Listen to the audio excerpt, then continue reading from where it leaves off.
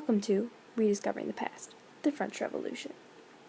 The historical background for the French Revolution highly influenced its course. At the beginning of the French Revolution, the French society was divided into strict classes of nobility, clergy, and peasantry. Nobles had many special privileges and exemptions from taxes, leading to financial strain. Population growth also accounted for issues in agriculture and finance. Inflation ensued. Nobility grew richer from the spread of manufacturing, while the poor worked harder and harder to keep up with prices. The middle wealthy, who were becoming richer from manufacturing, started to marry the old money, creating the bourgeoisie class. Liberty and equality were on the rise, and censorship was not supported, as people wanted to be free to write their own opinions. This highly influenced the creation of the Declaration of the Rights of Man. More focus on equality before the law was developed, and later flourished under Napoleon. Montesquieu and Locke were extremely powerful thinkers who also affected the movement, creating ideas of freedom and representative government. Representative government was also an inspiring idea because of the Americans who recently started their own revolution based on this idea. The 7 Years' War had the main effect of putting the crown in debt. However, it also put Britain at the top of the chain for naval power and trade, allowing less money flow to France. All of these powers combined set the stage for the French Revolution. The documentary, Professor Conrad Coel will discuss the early revolution. The Revolution in France lasted from 1789 to 1791. It was influenced by the American Revolution, however, it was more radical and complex, more influential and more controversial, more loved and more hated. Its origins were in the government's financial difficulties. In 1786, France was on the edge of bankruptcy. Louis XV's successor, Louis XVI, was a king with good intentions, however, he was one who was eager to please and proved unable to quell the rising storm of opposition. In 1787, Louis XV's Minister of Finance revived old proposals to impose a general tax on all landed property as well as form provincial assemblies to help administer the tax and called an assembly of notables to support the idea. The notables declared that the idea required the approval of the Estates General, the representative body of all three French estates, which had not met since 1614. Louis XVI, however, tried to reassert his authority by dismissing the notables and establishing new taxes by decree. However, because of the overwhelming protests, he bowed to public opinion and called for the Estates General in 1788. On May 5, 1789, the delegates of the three estates gathered in Versailles. However, the Estates General quickly became full of controversy about the voting procedures. The original Estates General vote was one per estate. This meant that the two privileged estates could always outvote the third. On June 17, 1789, the third estate voted to call itself the National Assembly. On June 20th, the delegates moved to a large indoor tennis court where they swore the famous tennis court oath, pledging not to disband until they had been recognized as the National Assembly and had written a new constitution. In reaction, Louis XVI sent 18,000 troops toward the capital to bring the delegates under control. While delegates at Versailles were pressing for political rights, economic hardship gripped the common people. Thanks to the storm of the Bastille on July 14, 1789, Louis withdrew his troops and the National Assembly was free to continue its work. Peasants also began to rise in insurrection against lords, ransacking manor houses and burning feudal documents that recorded their obligations. This created the Great Fear. In reaction to this, the National Assembly imposed a surprising decree which said that all the noble privileges were abolished. Next, on August 27, 1789, the National Assembly issued the Declaration of the Rights of Man and of the Citizen. On October 5th, some 7,000 women marched from Paris to Versailles to demand action. The next 2 years after the Women's March on Versailles saw the consolidation of the liberal revolution. In June 1790, it was declared that the king remained the head of the state, but all lawmaking power now resided in the National Assembly elected by the wealthiest half of French males. Constitution passed in September 1791 was the first in French history. It broadened women's rights, however, women were still excluded from political office and voting. The National Assembly also imposed a radical reorganization on religious life. Due to the rationalism and skepticism of the time, the civil constitution of the clergy established a national church with elected priests. The Catholic clergy were then forced to take an oath of loyalty to the new government. This sharpened the conflict not only in the church but between the educated and the common people after the abolition of guilds and the workers' association. On our journey in this documentary, Ian O'Shaughnessy will talk about the reign of Robespierre. The French Revolution.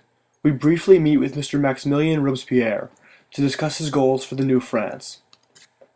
Mr. Robespierre, you warned against the threat of dictatorship early in your career. Do you find that ironic, now that you lead the Committee of Public Safety and have eliminated your public enemies? No. I represent and protect the people of France. Liberté, égalité, fraternité. Mr. Robespierre, you are considered by many to be a tyrant. Do you consider yourself a tyrant? No, I have saved France from the oppressive monarchy, the Girondists, my enemies, even my friends. I have put them all to death. How dare you call me a tyrant? Mr. Robespierre, our listeners support your decision to attack your former ally Georges Danton. Personally, how did his death affect you? The death of an enemy of France is only a victory. History will forget men like Danton once the new France is perfected and purified. Well, that is all we have to ask. Thank you for your time. I will see you at the guillotines. Long live the The revolution. last stop in this documentary is Krista Magala talking about Napoleon and his reign. Born in Corsica into an impoverished noble family in 1769, Napoleon left home and became a lieutenant in the French artillery in 1785. Rising rapidly in the new army, Napoleon was placed in command of the French forces in Italy and won victories there in 1796 and 1797. His next campaign in Egypt was a failure, but Napoleon returned to France before his failure was known and his reputation remained intact. Napoleon soon learned that some prominent members of the legislature were plotting against the Directory. The plotters' dissatisfaction stemmed not so much from the Directory's ruling as from the fact that it was a weak dictatorship. 10 years of upheaval and uncertainty had made firm rule much more appealing than liberty in popular politics to these disillusioned revolutionaries. The Abbé Sieyes personified this evolution thinking. In 1789, Napoleon had written that the nobility was grossly overprivileged and that the entire people should rule the French nation.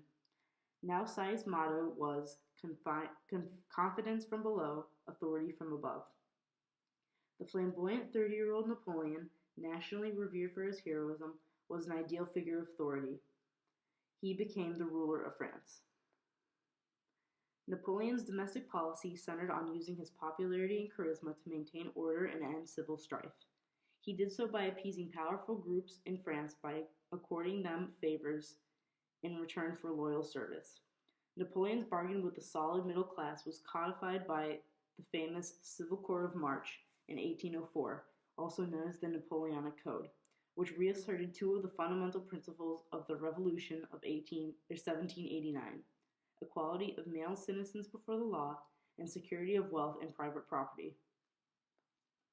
Napoleon won over peasants by defending the gains in land and status they had won during the Revolution. At the same time, Napoleon consolidated his rule by recruiting disillusioned revolutionaries to form a network of ministers, prefects, and centrally appointed mayors. Members of the old nobility were not slighted either. In 1800, Napoleon saw himself as the Emperor of Europe, not just France. The so-called Great Empire he built had three parts: Belgium, Netherlands, and German territories. The second part of it consisted of Austria, Prussia, and Russia. And then he expected both satellites and allies to support his continental system, a blockade in which no ship coming from Britain or her colonies could dock at the port controlled by France. Napoleon abolished feudal duels and serfdom to the benefit of the peasants and the middle class. Yet Napoleon also had the prosperity and special interests of France first in order to safeguard his power base. Levying taxes and money and men for his armies, he came to be regarded more as a conquering tyrant than as an enlightened laborer. Thus, French rule sparked patriotic upheavals and encouraged the growth of reactive nationalism, for individuals in different lands learned to identify emotionally with their own families as the French people had done earlier. The First Great Revolt occurred in Spain. In 1808, a coalition of Catholics, monarchs, and patriots rebelled against Napoleon's attempts to make Spain a French satellite. French armies occupied Madrid, but the foes of Napoleon fled to the hills and waged uncompromising guerrilla warfare.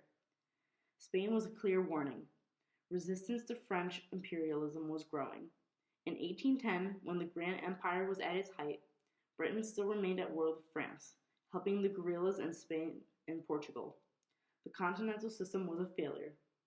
Instead of harming Britain, the system provoked the British to set up a counter-blockade, which created hard times in France. Napoleon turned on Alexander I of Russia, who in 1810 openly repudiated Napoleon's war of prohibitions against the British goods. Napoleon's invasion of Russia began in June 1812 with a force that eventually numbered 600,000, probably the largest force in the Grand Empire. The empire over which Napoleon and his allies ruled, encompassing virtually all of Europe except Great Britain and Russia, was the Continental System. A blockade imposed by Napoleon to halt all trade between continental Europe and Britain, thereby weakening the British economy and military assembly in a single army. Only 1/3 of the army was French, but nationals of all the satellites and allies were drafted into the war. Originally planning to winter in the Russian city of Smolensk, Napoleon recklessly pressed on toward Moscow. The Great Battle of Borodino that followed was definitely a draw. Alexander I ordered the evacuation of Moscow, which the Russians then burned in part and refused to negotiate with Napoleon. Finally, after 5 weeks in the scorched and abandoned city, Napoleon ordered a retreat, one of the greatest military disasters in history. The Russian army, the Russian winter, and the starvation cut Napoleon's armies to pieces. When the frozen remnants staggered into Poland and Prussia in December, 370,000 men had died, and another 200,000 had been taken prisoners. Leaving his troops to their fate, Napoleon raced to Paris to raise another army. He may have still saved his throne if he had been willing to accept France as reduced. The proposal offered by Austria's foreign minister, Prince Clemens von Metternich, was trying to reduce France's size, but Napoleon refused to do this. Austria and Prussia deserted Napoleon and joined Russia and Great Britain in the Treaty of Chaumont in March 1814, by which the four powers pledged allegiance to the defeat of the French Emperor. All across Europe, patriots called for the War of Liberation against Napoleon's oppression. Less than a month later, forces defeated Napoleon and abdicated his throne. After this abdication, the victorious Allies granted Napoleon the island of Elba off the coast of Italy as his own little state. French officers and soldiers who had fought so long for their emperor responded to the call of Louis the 18th as he fled, and once more Napoleon took command. But Napoleon's gamble was a desperate long shot, for the Allies were united against him. At the end of the frantic period known as the 100 Days, they crushed his forces at Waterloo on June 18, 1815, and imprisoned him on the rocky island of St. Helena off the western coast of Africa. Louis XVIII returned to his throne, and the Allies dealt more harshly with the French. As for Napoleon, he took revenge by writing his memoirs, nurturing the myth that he had been Europe's revolutionary liberator and a romantic hero. However, this was not the case.